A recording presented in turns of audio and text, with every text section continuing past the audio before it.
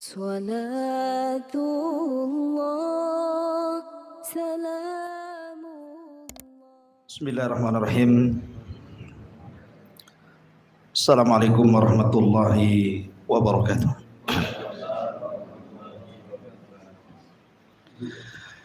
Bismillahirrahmanirrahim. Wassalatu wassalamu ala Rasulillah wa ala alihi wa sahbihi wa mawalah wa la hawla wa la quwata illa billahi wa ba'du. Kita lanjutkan kajian tafsir surah pendek dalam juz amma, dan kita masuk pada surah At-Takatsur. Ma'asyiral muslimin yang dimuliakan Allah Subhanahu wa taala, surah At-Takatsur ini dalam tartib mushaf masuk pada nomor urut ke-102 dengan 8 ayat dan memiliki 28 kalimat serta 122 huruf.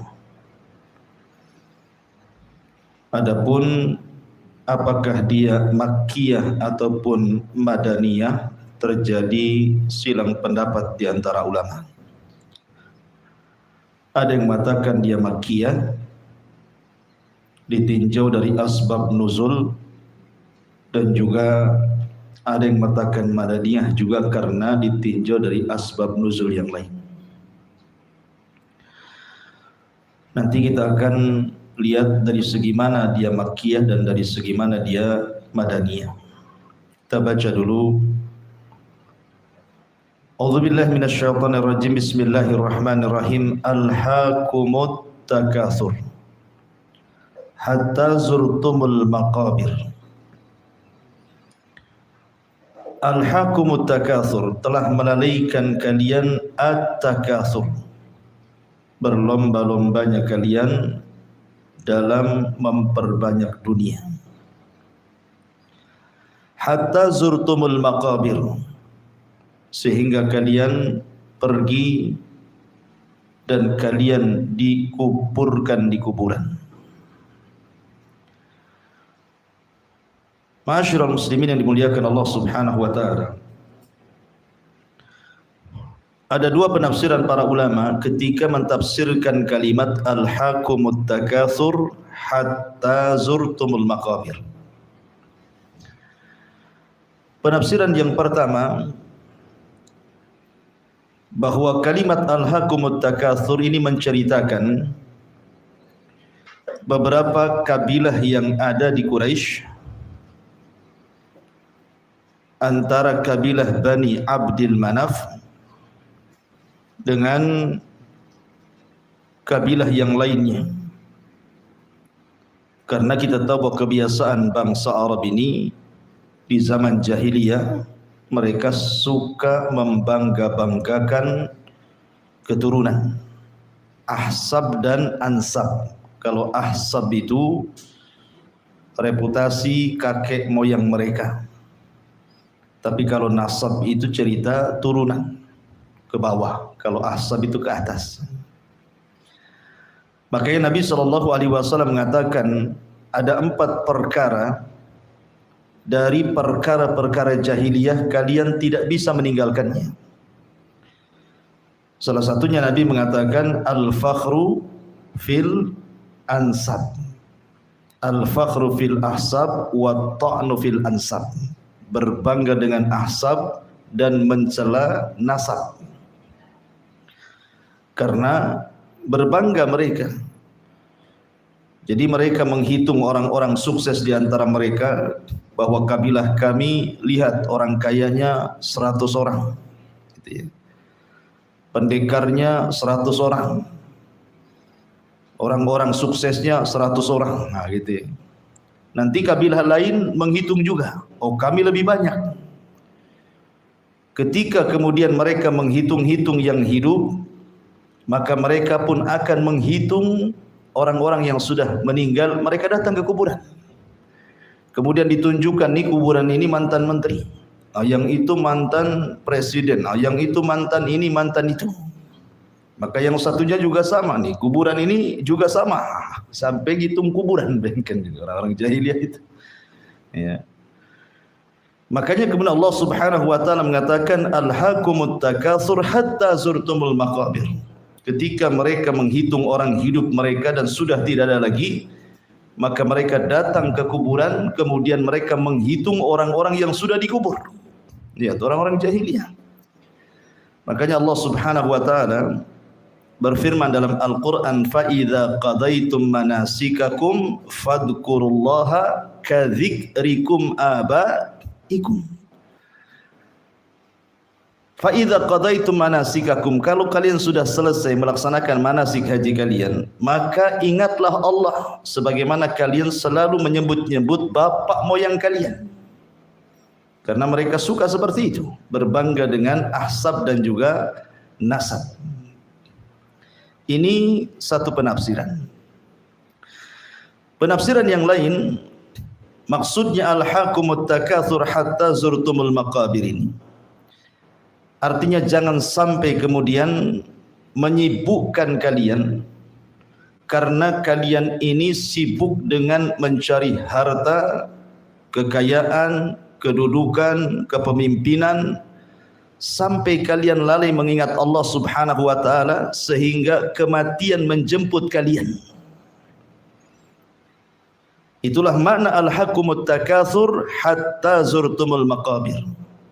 Artinya jangan sampai menyibukkan kalian at-takatsur itu, berbangga-bangga dengan harta, berbangga-bangga dengan jabatan, pangkat dunia, hatta zurtumul maqabir, sehingga kalian tidak sadar kalian dibawa ke kuburan, kemudian kalian dikubur di situ. Sementara harta tidak dibawa, jabatan tidak dibawa, kepemimpinan tidak dibawa, apalah maknanya orang yang masuk ke dalam kubur itu.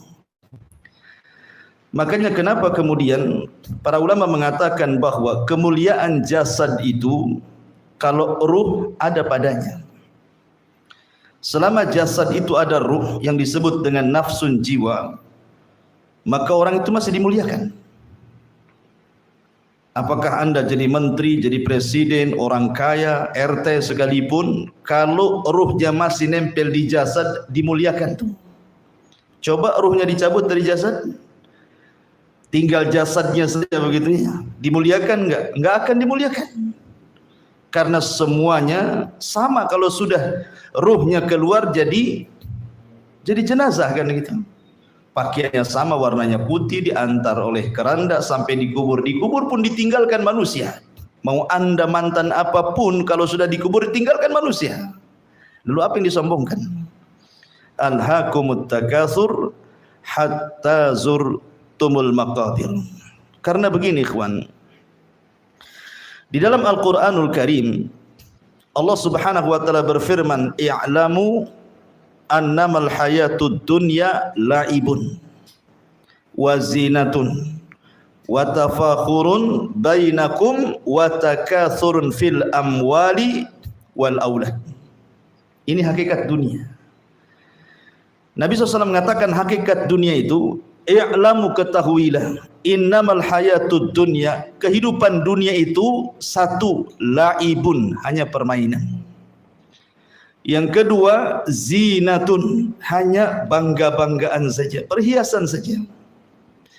Kemudian tafakhur bainakum, saling berbangga dan sombong di antara satu dengan yang lainnya. Kemudian yang keempat, takatsurun fil amwal, hanya memperbanyak harta saja. Kemudian yang terakhir, wal audah, memperbanyak anak, kemudian bangga dengan anak. Ini 5 perkara hakikat dunia. Makanya kemudian di ujung ayat Allah mengatakan, wa mal hayatud dunya illa mata'ul ghurur. Kehidupan dunia ini hanya perhiasan yang menipu hakikatnya.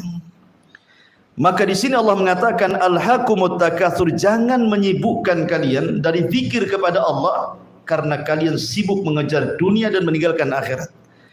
Makanya kenapa ketika Nabi SAW bicara tentang orang yang mereka meninggalkan salat, apa kata Rasul?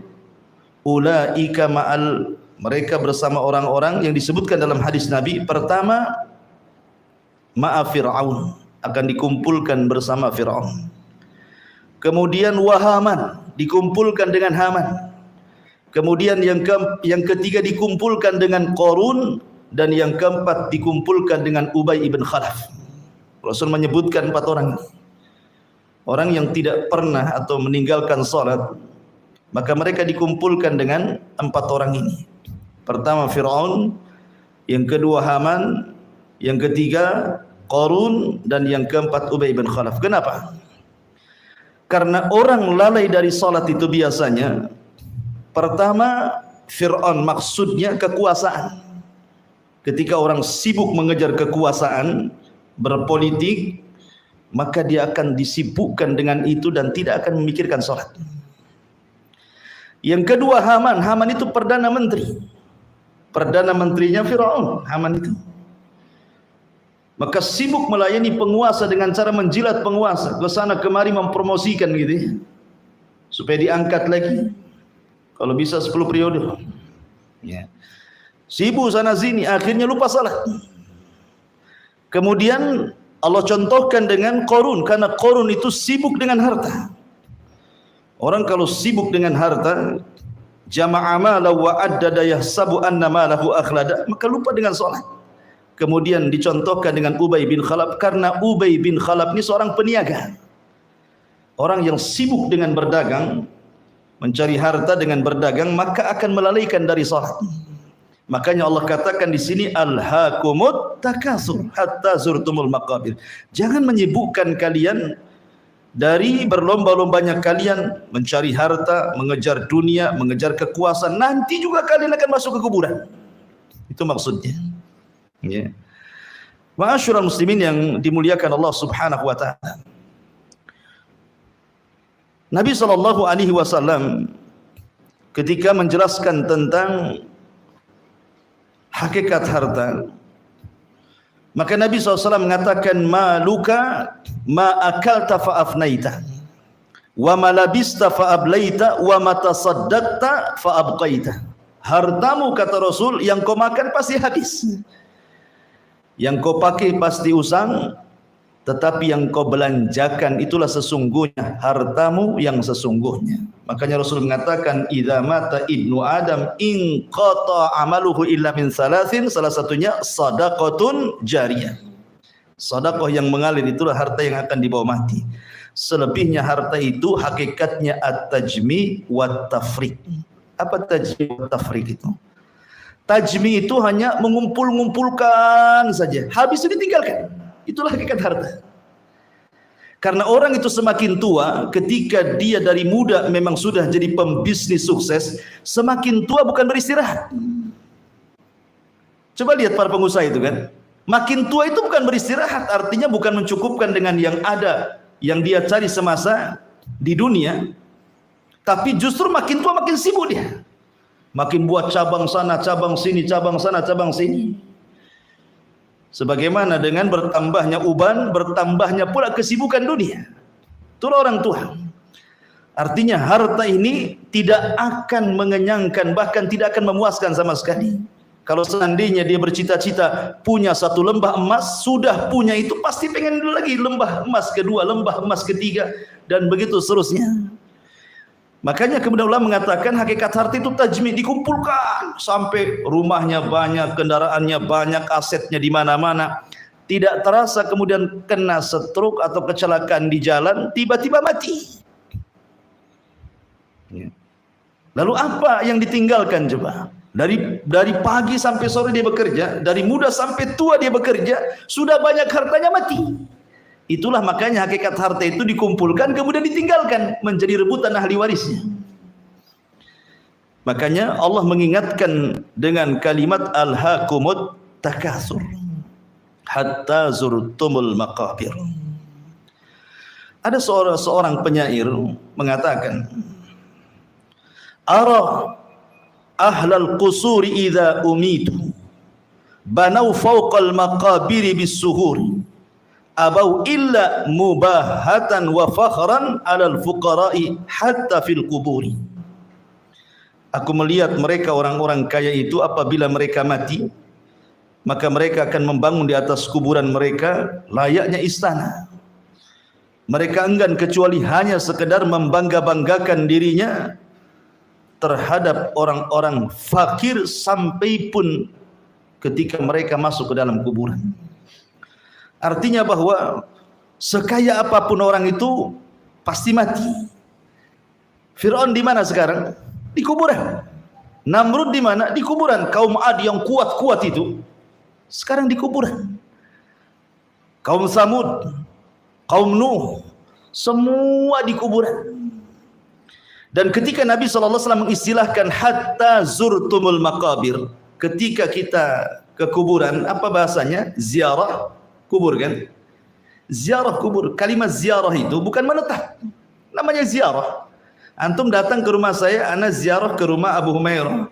Apakah kemudian ketika antum masuk rumah saya, antum tidak mau pergi sampai mati di situ? Enggak kan? Paling sebentar saja ziarah itu. Namanya ziarah kan mampir, ngobrol, terus pulang. Artinya bahwa kuburan itu juga tempat ziarah. Karena ada alam lain selain kuburan. Namanya akhirat nanti, padang mahsyar, ada surga dan neraka. Di kuburan pun mampir. Bukan selamanya orang di kuburan itu. Sebagaimana orang di dunia juga mampir, di kuburan juga mampir. Nanti hakikat kehidupan itu imma fil jannah wa imma fil nar. Boleh jadi orang itu masuk ke neraka, naudzubillah, atau boleh jadi dia masuk ke dalam surga. Jadi kalau kuburan saja, ziarah saja, apalagi kehidupan dunia. Makanya Nabi SAW mengatakan kepada Ibnu Umar dan mengatakan kun fid dunya ka'annaka gharib aw abiru sabil, kan gitu ya. Wahai Ibnu Umar, jadikan di dunia itu seperti orang asing atau seperti seorang musafir yang hanya singgah sebentar kemudian melanjutkan perjalanan. Ma'asyiral muslimin yang dimuliakan Allah Subhanahu wa taala. Kemudian Allah Subhanahu wa taala mengatakan, alhaqumut takatsur hatta zurtumul maqabir kalla saufa ta'lamun thumma kalla saufa ta'lamun. Kalla ini kalimat jazr, jangan begitu. Artinya janganlah kalian mengejar dunia itu sampai melalaikan Allah. Janganlah kalian mengejar jabatan itu sampai melalaikan mengingat Allah. Janganlah kalian sibuk dengan urusan dunia ini akhirnya Allah ditinggalkan. Kalla, jangan seperti itu. Saufa ta'lamun, kalian nanti akan tahu. Kemudian Allah ulang lagi, summa kalla, kemudian jangan begitu. Saufa ta'lamun, kalian akan mengetahui. Kalimat dua kali saufa ta'lamun, summa kalla saufa ta'lamun. Apakah dua kalimat yang terulang itu litakid, hanya untuk menguatkan, ataukah litaksis, artinya bahwa saufa ta'lamun yang pertama berbeda dengan saufa ta'lamun yang kedua? Para ulama berselisih pendapat. Tetapi pendapat yang kuat wallahu alam bahwa kalla saufa ta'lamun dengan summa kalla saufa ta'lamun ini bukan takkid, ini bukan penguat, tetapi ini jumlah baru. Karena bagaimanapun dalam bahasa Arab at-ta'sis muqaddam ala ta'kid, kata ulama. Kalau ada dua kalimat yang terulang, maka jumlah baru itu lebih diutamakan dibandingkan penguat. Satu. Yang kedua, ada kalimat summa, kemudian. Kalimat kemudian ini menunjukkan ada waktu, ada jeda di situ. Berarti saufa ta'lamun pertama berbeda dengan saufa ta'lamun kedua. Kemudian yang ketiga, karena ada perkataan Ali bin Abi Thalib radhiyallahu an ketika memberikan catatan kepada kalla saufa ta'lamun, artinya kalla, sekali-kali jangan seperti itu. Saufa ta'lamun, kalian akan mengetahui kapan? Inda sakaratil maut, ketika anda mengalami sakaratul maut. Karena orang yang sedang sakaratul maut, dia melihat apa yang kita tidak bisa melihat. Orang yang sedang sakaratul maut itu melihat apa yang kita tidak bisa lihat. Karena dia melihat malakul maut, melihat catatan amalnya. Fakashafna anhu ghita'ak, dan Allah singkapkan penutup kegaiban. Artinya ketika kita masih hidup kita tidak bisa melihat. Tapi orang yang sedang sakaratul maut, dia melihat malakul maut dan melihat catatannya walaupun sesaat. Ini makna yang pertama. Kemudian summa kalla saufa ta'lamun, kata Ali bin Abi Thalib, maksudnya saufa ta'lamun kedua ini, dan jangan seperti itu karena engkau akan mengetahui kelak kalau sudah masuk di dalam kubur. Jadi saufa ta'lamun yang kedua ketika sakaratul maut, dan kalla saufa ta'lamun yang kedua ketika orang sudah masuk ke dalam kubur. Begini gambarannya ikhwan. Ketika orang sedang sakaratul maut, maka Allah Subhanahu wa taala mengutus, ada yang mengatakan 4 malaikat. Satu malakul maut, memang tugasnya hanya mencabut nyawa saja. Namanya disebut malakul maut. Kemudian yang 3 itu disebut rusulul maut. Makanya Allah berfirman dalam Al-Quran, tawaffathum rusuluna. Tawaffathum rusuluna menggunakan jama'. Maka mereka diwafatkan oleh rusuluna, utusan-utusan kami. Lah tugas 3 malaikat ini, pertama mengambil kain kafan dari sorga, yang kedua membawa hanut minyak wangi dari sorga, dan yang ketiga menghabar gembirakan kalau dia ruhnya orang beriman. Sebagaimana firman Allah Azza wa Jalla, innal ladzina qalu rabbuna Allah tsumma istaqamu tatanazzalu alaihimul malaikatu alla takhafu wa la tahzanu wa abshiru bil jannati allati kuntum tu'adun.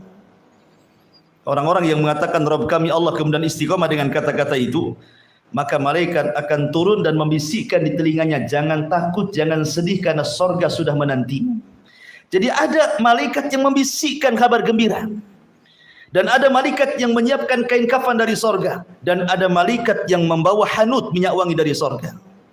Jadi ketika malakul maut mencabut roh itu, kemudian diletakkan di kain kafan, kemudian dibungkus, dan tugas malaikat maut sampai di sini. Kemudian rusulul maut baru yang mengangkat ke langit.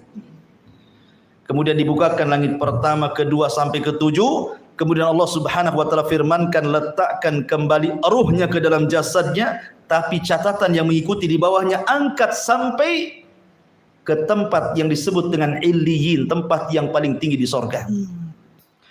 Lah ulama mengatakan, ketika memberikan catatan hatta idza balagatit taraq wa qila man raq, apabila ruh itu sudah sampai di sini, ruh itu kan keluar dari mulut.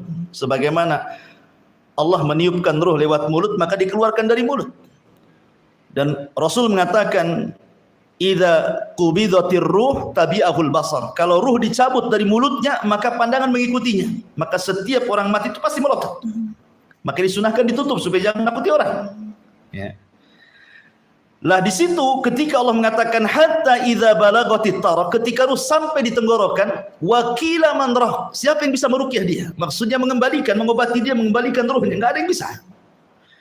Lah ketika itu Allah mengatakan fakashafna anhul ghita'a, Allah singkap alam kegaiban bagi dia. Dia bisa melihat malakul maut.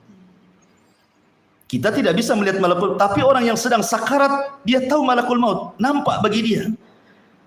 Dan juga catatan amalnya, ya. Kalau catatan amalnya selama di dunia itu baik, ya kan, maka di situ terkadang ditampakkan husnul khotimah, terkadang dia meninggalnya senyum, terkadang berkeringat di dahinya, terkadang membaca Al-Quran, terkadang membaca la ilaha illallah, ditampakkan di situ.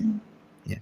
Tetapi kalau ini ruhnya bukan orang yang beriman, ruhnya orang kafir, tentu tugas malaikat-malaikat lain akan berbeda, karena kain kafan diambil dari neraka dengan bau busuk yang luar biasa, yang membisikkan pun membentak-bentak dan mengatakan, ya ayyatuhan nafsul khabithah, wahai jiwa yang buruk, ukhruji ila sakhatin mir rabbik, keluar karena Allah sudah menanti dengan kemurkaannya. Kan takut ruh ini mau keluar, maka ruh dipaksa keluar, sampai Rasul mengatakan seperti safud. Safud itu macam cerulit gitu ya, macam senjata bengkok, kemudian dimasukkan ke dalam kambing wol yang belum dicukur itu kan gimbal-gimbal itu rambutnya, dimasukkan ke dalam bulu kambing wol, kemudian disiram kambing itu, maka akan nempel bulu-bulunya. Kemudian dipaksa pisau itu sehingga merontokkan bulu-bulunya. Begitulah Allah gambarkan lewat lisan Rasul bagaimana kematian orang kafir. Lah saat itulah maka orang itu akan menyesal. Di situ akan terjadi penyesalan saat sakaratul maut. Makanya Allah mengatakan, kalla saufa ta'lamun, sekali-kali jangan begitu. Saufa ta'lamun, engkau akan mengetahui hari itu pasti datang sakarat maut itu. Karena orang kalau sudah teralihkan dengan dunia, dia akan merasa bahwa hidupnya dikekalkan. Makanya Allah mengatakan jama'a mala wa adada yahsabu anna malahu akhlada, kan gitu ya. Orang kalau sudah mengumpulkan harta, dia akan lupa kalau dia akan mati biasanya. Akan lupa kalau dia akan mati. Apalagi cenderung kemudian dia dengan hartanya bermaksiat kepada Allah, makin lupa kehidupan akhirat itu. Makanya jangan, Allah mengingatkan di sini, jangan seperti itu, jangan dilalaikan kalian. Jangan seperti itu. Ataupun di sini Allah mengatakan tsumma kalla saufa ta'lamun. Ini taksis kalimat kedua berbeda dengan kalimat yang pertama, kata Ali bin Abi Thalib. Kemudian jangan seperti itu.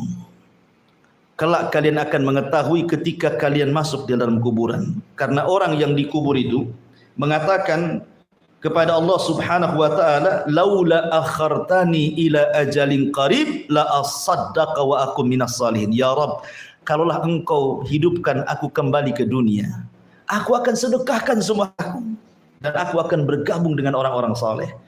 Tapi Allah katakan apa? Kalla innaha kalimatun huwa qailuha. Itu omong kosong kamu saja, kata Allah. Enggak mungkin orang mati dihidupkan. Ya. Dari sini menunjukkan bahwa kelak kau akan mengetahui kalau sudah masuk kuburan, baru nyesal kalian.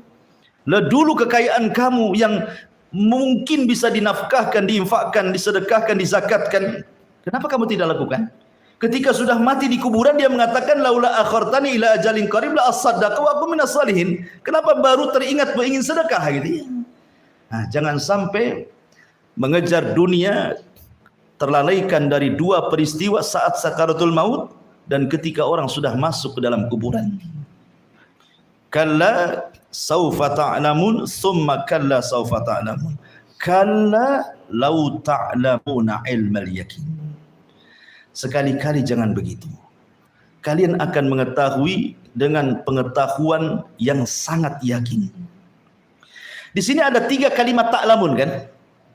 Ada 3 kalimat ta'lamun di sini ya. Kalla saufa ta'lamun satu. Disebut ta'lamun. Kemudian summa kalla saufa ta'lamun, disebut lagi ta'lamun di sini. Kemudian kalla law ta'lamun, ta'lamun lagi. Ada 3 fi'il mudhari' semua membahasakan dengan ta'lamun.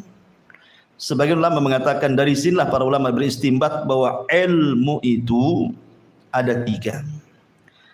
Ada ilmul yakin, ada ainul yakin, ada haqqul yakin. Ya. Pertama ilmul yakin.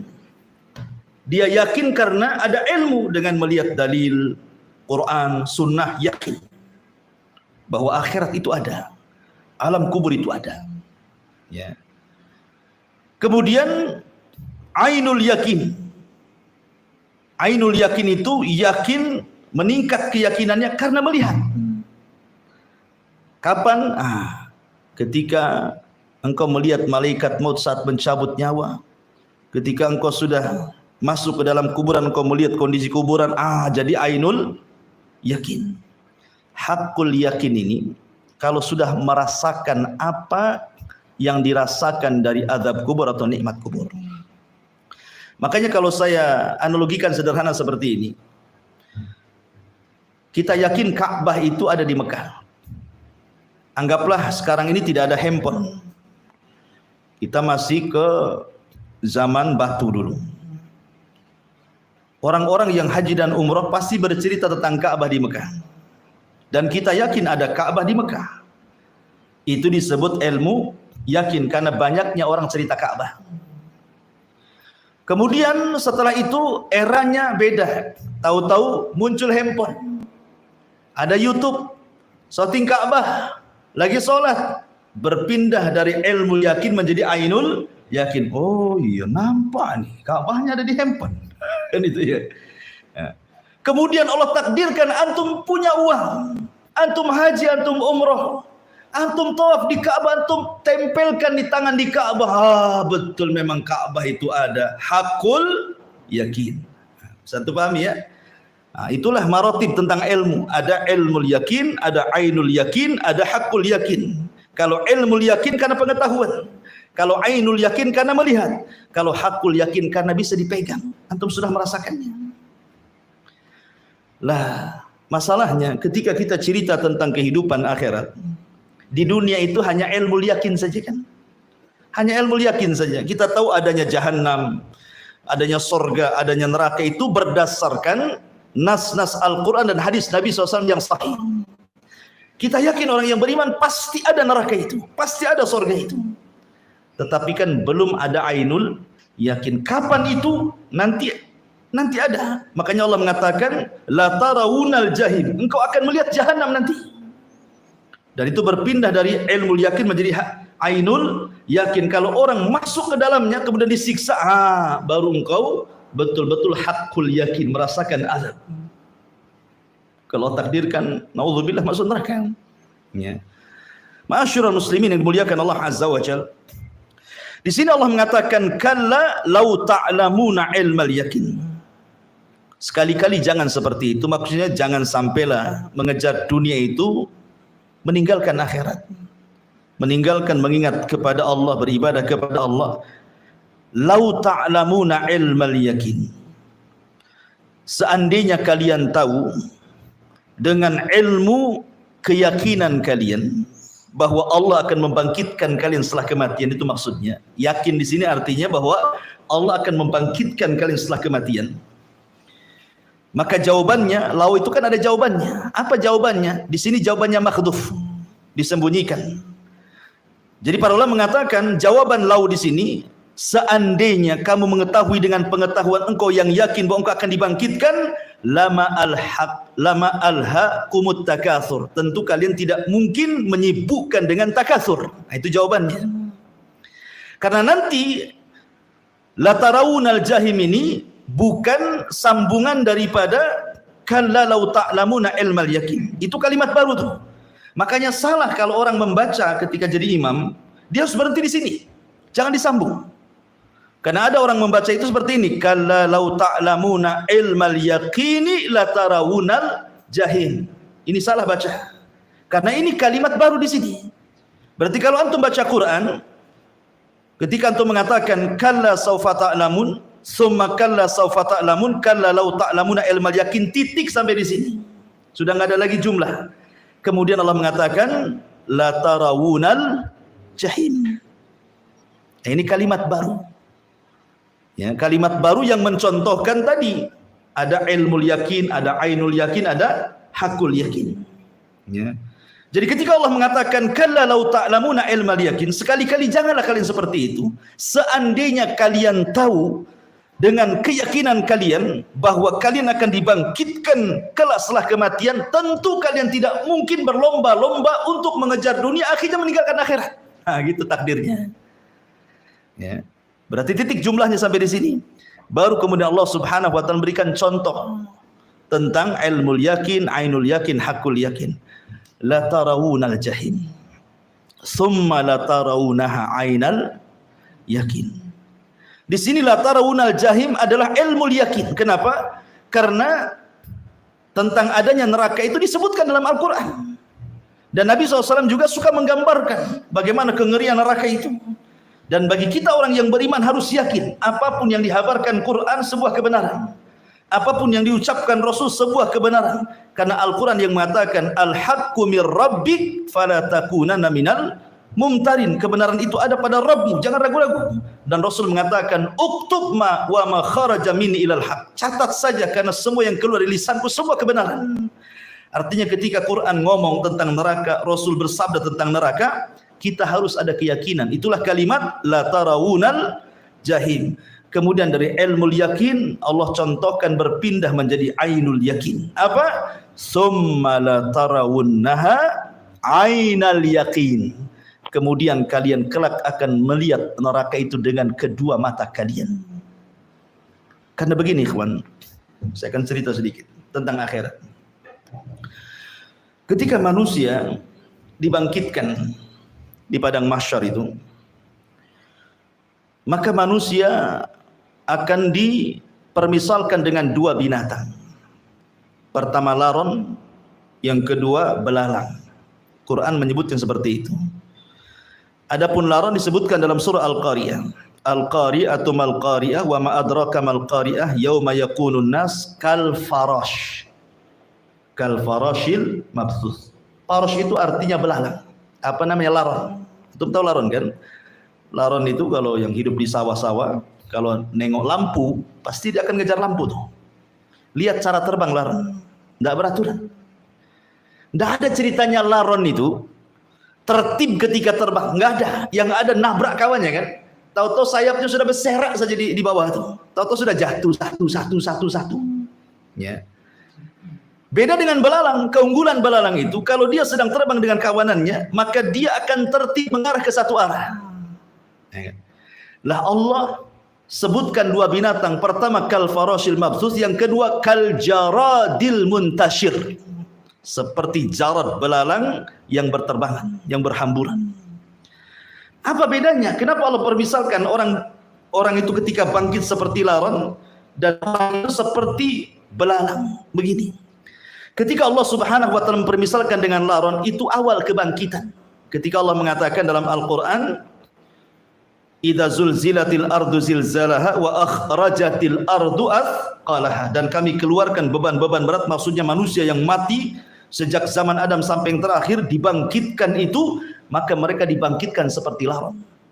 Dan ingat, ketika kita dibangkitkan di padang mahsyar, sudah tidak ada kaitan kita dengan dunia. Kalau kita masih hidup di dunia ini, ada kaitan kita dengan dunia, ada gravitasi. Berarti kita ada hubung kait dengan dunia kan? Karena kita masih berpijak di dunia, ada gravitasi, kita nggak mungkin terbang. Karena kesedot bumi. Tapi nanti di padang mahsyar nggak ada kaitan, tidak ada alaqah bainal ardi wan nas, bainal ardi wal jin. Tidak ada alaqah lagi, tidak ada hubungan antara bumi dengan manusia. Karena buminya juga sudah berbeda. Yauma tubaddalul ard ghairal ard. Di mana bumi yang kita pijak sudah Allah ganti dengan bumi yang baru. Bukan bumi dilenyapkan kemudian Allah ciptakan bumi yang baru, tidak, tetap bumi ini yang kita pijak, cuman dirubah bentuknya. Jadi padang mahsyar, di mana padang mahsyar itu rata, tidak ada bukit, tidak ada gunung, dan tidak ada lembah, rata semua. Kalau di sekarang kan ada bukitnya, ada gunungnya, ada lembahnya. Kalau padang mahsyar itu rata, tidak ada maklam, tidak ada alamat, semua berwarna putih. Disitulah manusia dibangkitkan. Dan manusia itu terbang ke sana kemari nggak jelas. Yauma yafirrul mar'u min akhi. Yauma yafirrul mar'u min akhi wa ummihi wa abi wa sahibatihi wa bani likulli imri'in yauma idzin sya'nun yughni, kan itu ya. Ketika manusia lari dari saudaranya, lari dari orang tuanya, lari dari anak-anaknya, karena ketika itu la ansaba bainakum, kata Allah. Di akhirat tidak ada hubungan nasab lagi. Orang sudah nggak kenal anaknya, nggak kenal ibunya, nggak kenal bapaknya. Kenapa? Karena pada hari itu orang sibuk sendiri. Bagaimana cara menyelamatkan diri sendiri? Kecuali orang-orang yang beriman. Allah mengatakan, walladzina amanu wattaba'athum dzurriyyatuhum biimanin alhaqna bihim dzurriyyatuhum. Dan orang-orang yang beriman, kemudian dia tularkan keimanannya kepada keluarganya, maka saat hari berbangkit mereka akan dikumpulkan. Ketika mereka dibangkitkan, di sampingnya ada istrinya, ada suaminya, ada orang tuanya, ada anaknya. Mereka akan dikumpulkan, minimalnya mengurangi rasa takut ketika mereka dikumpulkan. Tapi orang yang tidak seperti itu, maka mereka akan lari ke sana kemari. Sudah tidak tahu juga arahnya kemana ini. Lah, ketika mereka sudah berhamburan ke sana kemari, tidak tahu apa yang dituju, barulah Allah permisalkan kal jaradil muntashir, seperti belalang. Karena di situ ada panggilan untuk berkumpul di sebuah titik, maka semua manusia mengarah ke titik itu.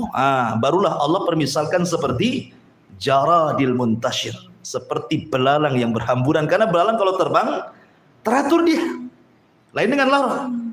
Ya. Lah ketika manusia itu sudah dikumpulkan di padang mahsyar, ikhwan, maka disitulah Allah Subhanahu wa taala mengatakan, wa jaa rabbuka wal malaku saffan saffan wa ji'a bi jahannam yauma idzin yatadzakkarul insan wa anna lahu dzikra yaqulu ya laitani yaqulul insan ya laitani qaddamtu li hayati fa yauma idzin la yu'adzibu adzabahu ahad wa la yusik wasaqahu ahad. Ketika itu Allah Subhanahu wa taala mendatangi manusia. Walaupun ada khilaf di antara ulama akidah, apakah orang kafir melihat? Apakah tidak? Kalau orang mukmin pasti sudah melihat, karena itu bentuk ziyadah nikmat. Lah ketika Allah datang, semua malaikat berbaris bersaf-saf. Ya. Ketika itu Allah Subhanahu wa taala panggil Jahannam. Yu'ta bi Jahannam, maka datangkan Jahannam, di mana Jahannam itu memiliki 70.000 tali kekang. Satu tali kekang, kata Rasul, digeret oleh 70.000 malaikat. Betapa besarnya Jahannam. Makanya ketika orang dimasukkan ke dalam Jahannam itu, padahal orang neraka itu berbeda dengan orang ahli sorga. Kalau ahli sorga itu postur tubuhnya sama dengan Adam, 30 meter atau 60 hasta. Tapi orang yang masuk ke Jahannam ini, ke neraka ini, dibesarkan badannya.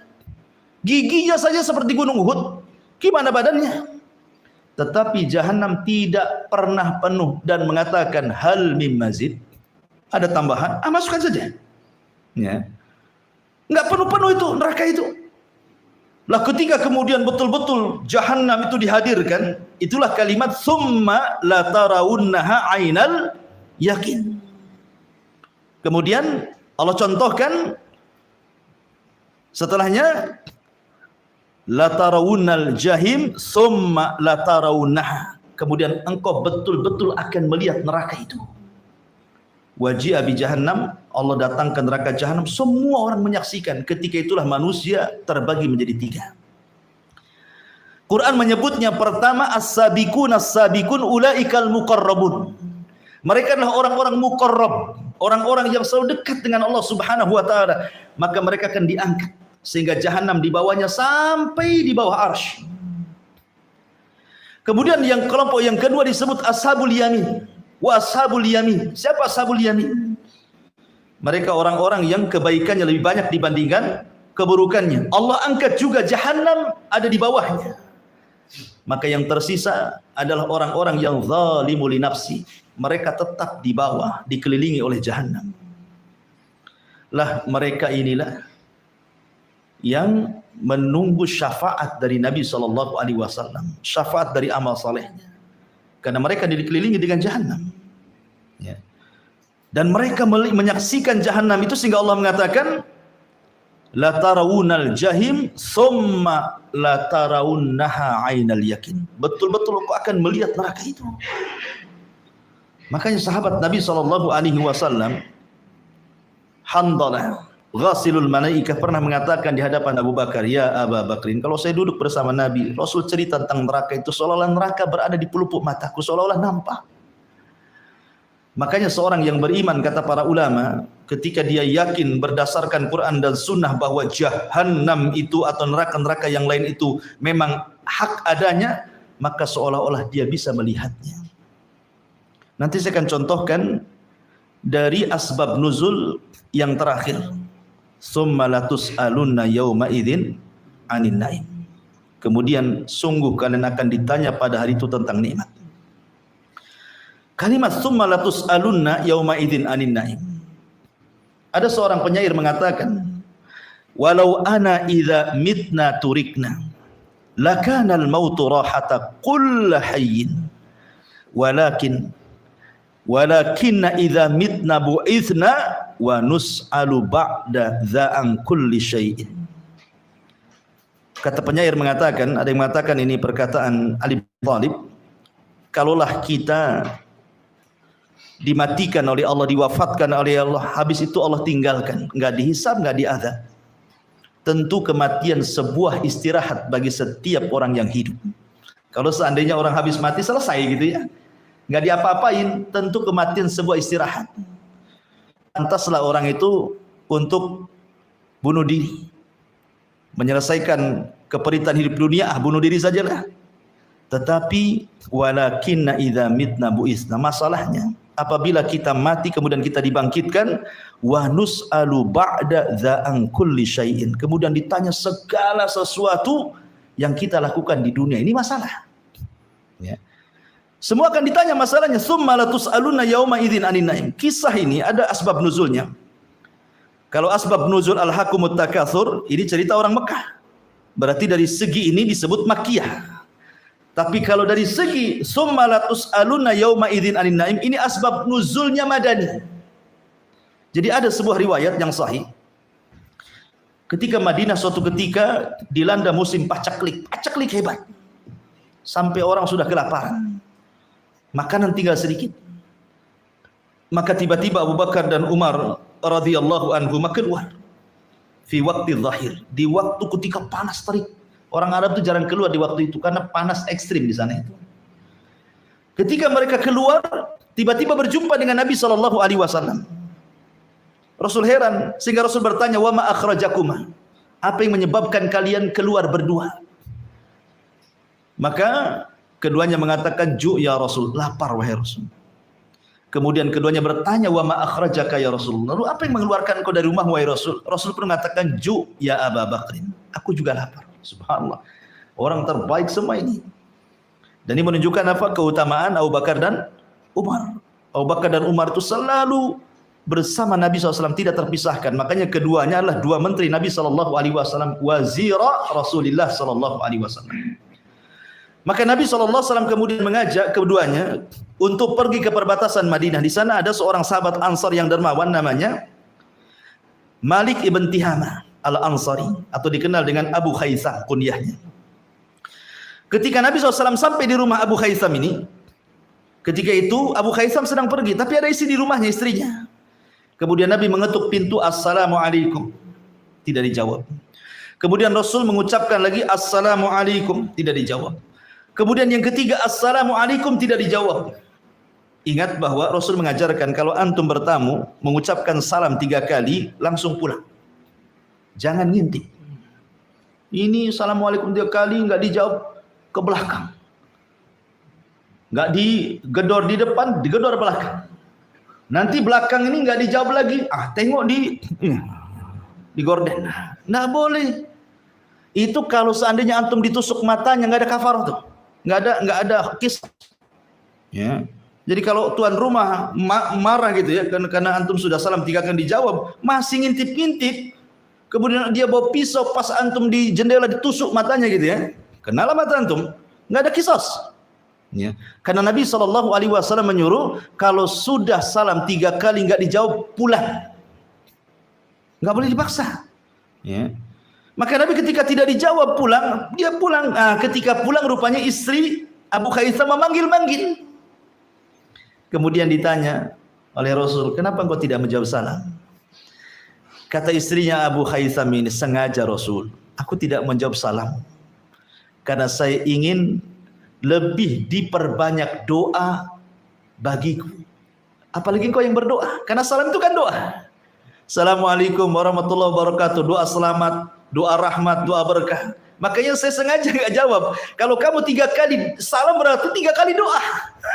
Sahabat dulu ingat. Biarkan kamu terus. 3 kali doa, saya cuma menjawab Waalaikumsalam sekali saja. Ya. Kemudian Rasul bertanya, mana suamimu? Maka dia mengatakan, suamiku lagi mengambil air tawar. Karena air tawar itu susah di zaman itu. Maka Rasul kemudian menunggu sampai datang Abu Khaisam.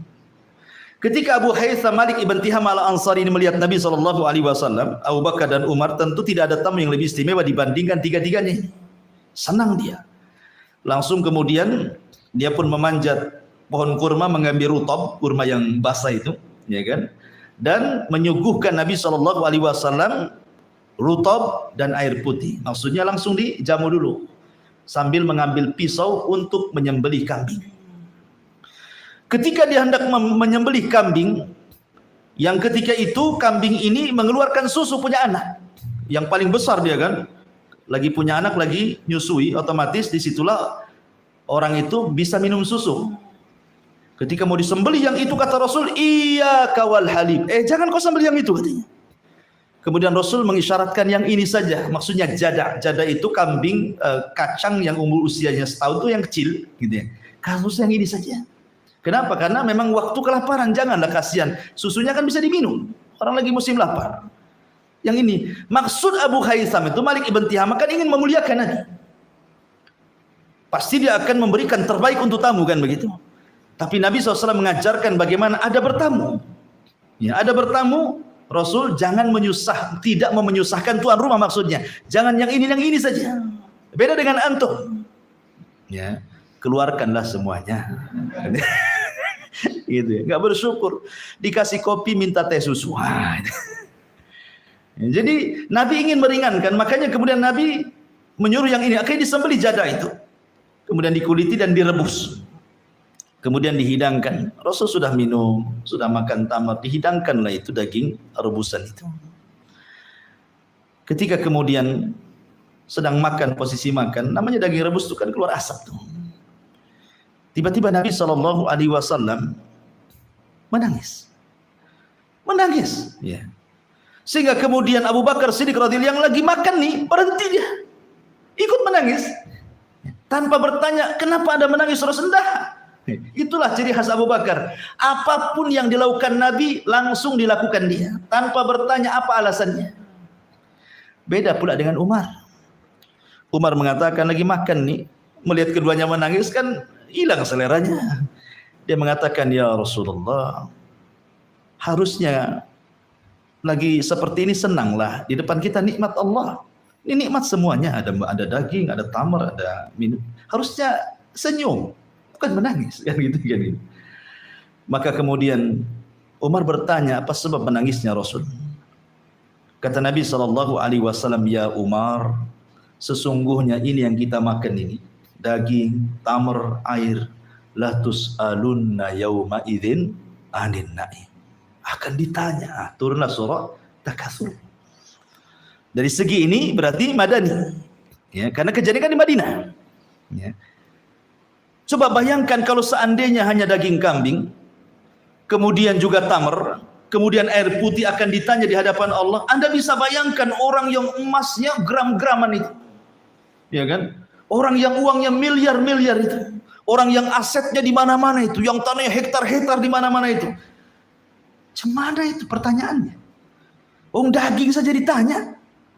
Makanya Allah Subhanahu wa taala berfirman, "Falyanzuril insan ila ta'ami." Hendaklah manusia itu melihat makanan yang dimakannya. Kenapa kita disuruh melihat makanan yang dimakannya? Karena ada dua faedah. Pertama, kalau kita melihat makanan yang kita akan makan akan menimbulkan rasa takut. Kenapa? Ini akan ditanya ini. Halal atau haram? Ya. Ini dari hasil halal atau haram? Zatnya halal atau haram?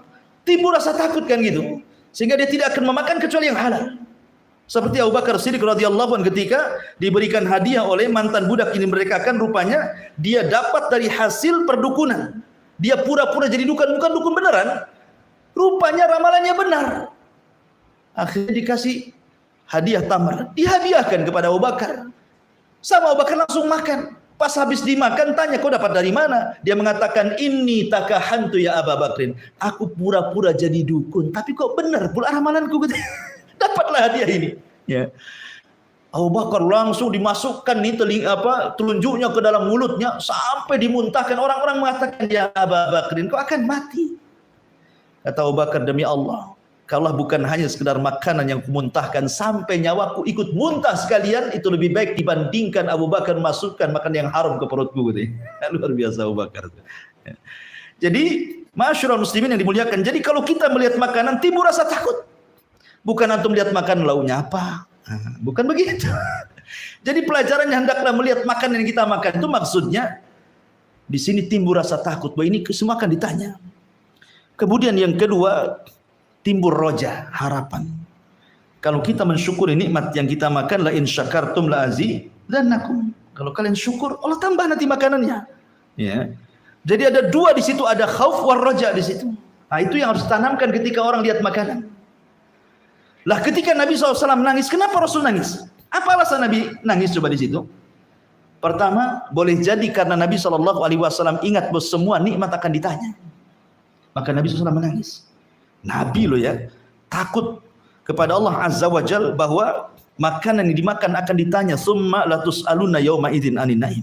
Itu Nabi yang dijamin masuk surga. Yang kedua, ketika melihat asap mengepul dari daging yang rebusan itu, boleh jadi Nabi SAW teringat dengan neraka. Afara'aitumun naral lati turun. A'antum ansya'tum syajarataha am nahnu munsyi'un nahnu ja'alnaha tadhkiratan, kata Allah. Apa kata Allah? Afara'aitumun naral lati turun. Tidakkah kau lihat api yang kau nyalakan itu? Kita sering melihat ada kebakaran rumah, kebakaran hutan. Apalagi dengan ada medsos ini setiap hari kita lihat kebakaran. Tidakkah kau lihat api yang kau lihat itu? Pertanyaannya, siapa yang menyalakan api itu? Aku atau kalian? Sesungguhnya aku jadikan api itu tadhkirah. Ketika kita melihat api di dunia seolah-olah kita diingatkan api di akhirat, itu maksudnya. Ya. Ma'asyiral muslimin yang dimuliakan Allah Azza wa Jalla, maka Nabi SAW mengajarkan hal yang luar biasa. Bahwa kita harus takut bahwa nikmat akan ditanya. Yang kedua, kita diingatkan dengan akhirat. Maka surah At-Takatsur ini, ikhwatu fiddin muliakan Allah Azza wa Jalla, adalah peringatan besar bagi kita. Kemudian para ulama berselisih pendapat, tsumma latus'alunna yauma idzin 'anin na'im. Kemudian kalian akan ditanya pada hari itu tentang nikmat. Nikmat apa yang akan ditanya? Pendapat yang pertama, dan itu pendapat Abdullah ibn Mas'ud radhiyallahu an, mengatakan ketika mentafsirkan tsumma latus'alunna 'anin na'im ay al-amnu was-sihhatu. Rasa aman dan juga kesehatan ini akan ditanya. Karena kalau orang itu aman, negara ini aman, pasti orang-orangnya akan sehat kan. Coba lihat negara yang tidak aman itu di Yaman tuh, atau di Suriah, akhirnya mengungsi, kesehatannya masalah kan. Karena untuk cari uang aja susah, apalagi beli makan. Tapi kita hidup di negeri aman nih. Kita bisa, mau antum mau jadi apa saja bisa. Dan badan antum sehat, ada yang dimakan sakit sedikit ke apotek beli obat. Ya. Maka dua nikmat ini syukuri. Jangan membuat gaduh negara. Seperti orang-orang yang suka melakukan aksi-aksi teroris. Mereka tidak pernah mensyukuri nikmat aman. Karena mereka tidak pernah hidup di negeri konflik masalahnya.